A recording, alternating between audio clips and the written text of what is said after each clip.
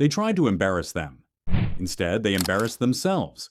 These are 10 moments where celebrities shut down disrespectful interviewers. Morgan Freeman was sitting across CNN's Don Lemon when the host tried to bring up racism in America. Freeman didn't even flinch. He just shut him down by saying he doesn't see life through that lens.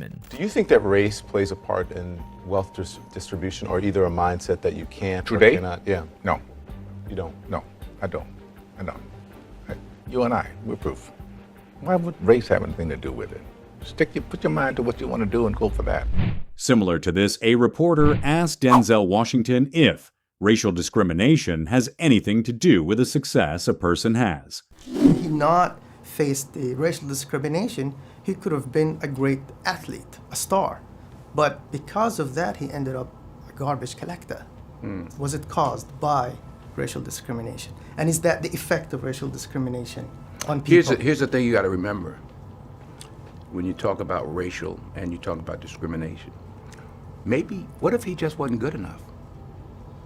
See, it's so easy to just say, oh, it's because of this. It's because of racism. Oh, I didn't get the job because of that. Maybe you weren't good enough. Maybe, like his wife says, you were just too old. She says, why don't you just admit it? You were too old. He's the one that's hung up on, Quentin Tarantino was asked why Margot Robbie had such limited dialogue in Once Upon a Time in Hollywood. He didn't dance around it. He cut the question in half by saying, I reject your hypothesis. Margot Robbie, a very talented actress, actor. In your film, she was in with Leonardo in Wolf of Wall Street, I, Tonya. This is a, person with a great deal of acting talent, and yet you haven't really given her many lines in the movie. And I wondered, I guess that was a deliberate choice on your part, and I just wanted to know why that was, that we don't hear her actually speaking very much. And Margot, I wanted you to also comment about being in the film in this part. Well, I just reject your hypotheses. Right. When Justin Bieber was asked if he's just a product of hype, he didn't lose his cool. He leaned back, smiled, and tossed the insult back at the reporter. Critics will say that you are basically a product of marketing. Okay. That when it comes down to it, it's all the YouTube hype, it's all the attention you get online. Okay. Do you see yourself as a product of marketing hype? I think that everything happened organically. It wasn't something that the record label was pushing. It was basically happened because my fans liked me. And I think that coming from Stratford, Ontario, and just it basically gave others hope, because I come from basically somewhere that nothing really comes from there. Lloyd Robertson has come out of Stratford, Ontario and been famous. He anchors the national news on CTV. I'm just saying there hasn't been somebody to come out and be known worldwide. Okay. Do you agree on that point? Well, it's hard to say, because I think Lloyd Robinson is known in a little town in Germany? Probably not, because he anchors the national news in Canada. So you're saying you've got international appeal. That's the point you're making? Ma'am. 50 Cent once got cornered about an alleged club fight. Instead of denying or defending, he flipped the whole thing into a joke and laughed straight in the interviewer's face. Sure. 50, I guess I'll get you out on this. It seems as though it all started with playful banter. It still seems that way to me, but what's up with French? Are you guys cool? Are you not cool? I don't really have interest in it. There's not much going on. There was rumors that you snuffed him in a club in Miami or something. Is there any truth to any of that? No, there's no truth to that. Okay. Would I do a thing like that? I don't know, I wouldn't put it past you. Why would you think that way? Would you think Will Smith would do that? I can't believe you would say these things about me. I'm not saying them about you. The internet said these things would about you? I think this guy right here would assault French Montana. Novak Djokovic faced questions about smashing his racket in frustration. He didn't shy away. He doubled down, saying it's part of who he is on the court. When you threw the racket, does it concern you that one day that could cost you dearly? I mean, if the ball had hit someone today, is that something you think you ought to address? You guys are unbelievable. Why is it unbelievable? Yeah, because you're always picking this kind of things. It's incredible. You keep doing these things. That's I keep doing these things well. Why don't I get suspended then? I'm saying you were close, weren't you? That's what I'm saying. I'm close. I'm still not suspended, so if I'm not close, I'm not close. If that ball had hit a spectator, it could have been serious. It could have been, sure. Or it could have snowed. It could have been snow in O2 Arena today, but it didn't. Tortorella, known for his short fuse, was asked about a fight during a game. He shut it down instantly with his trademark glare and sarcasm. Should one of your guys have taken a third man in?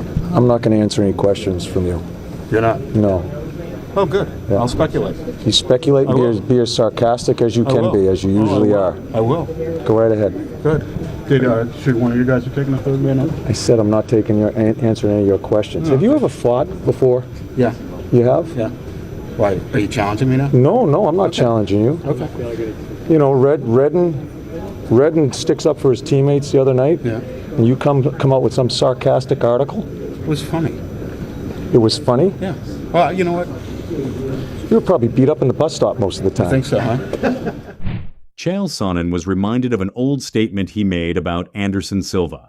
Instead of backtracking, he roasted the interviewer and doubled down on every word. Those words from Chael Sonnen after beating Brian Stann at UFC 136 on October the 8th. Now, just over 5 weeks later, Chael, you've backed down. Is that the truth? What? You've backed down. Didn't you say that the offer has expired and you're no longer willing to throw out those terms?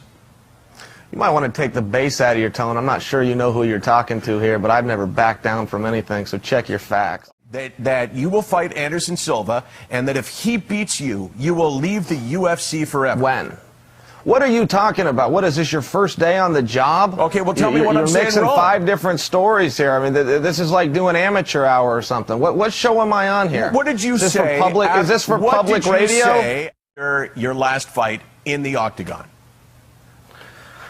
Well, you just played it, but what are you talking about? You're combining stories here. Where do we go from me defending my championship for the first time, issuing a challenge for my second championship title defense, to all of a sudden the great Chael Sonnen is back down? Who's doing your facts there? I heard that you said the offer had expired. I heard it expired. Well, now you're hearing from the champion himself. Okay. The offer has not expired. What are you even talking about? What offer? Should we just redo this, or do you just want to go on the air and look like... John Cleese was asked a snarky question in an interview, and his patience lasted about 2 seconds. He shut the interviewer up with brutal sarcasm that only Cleese can deliver. I want to ask you, there are people out there who, having heard your views, would consider them to be old-fashioned and not taking into consideration the feelings of people who have been hurt by some of these comments. And I want to give you the example, for instance, in Britain, where racist behavior, for instance, was couched as a bit of banter. Is that acceptable, in your view, as a joke? I think it's a very poor question. I'd like you to answer it. Well, it's hard because it's so scattered and it has so many different ideas in it, and I don't know which place to start with to answer it.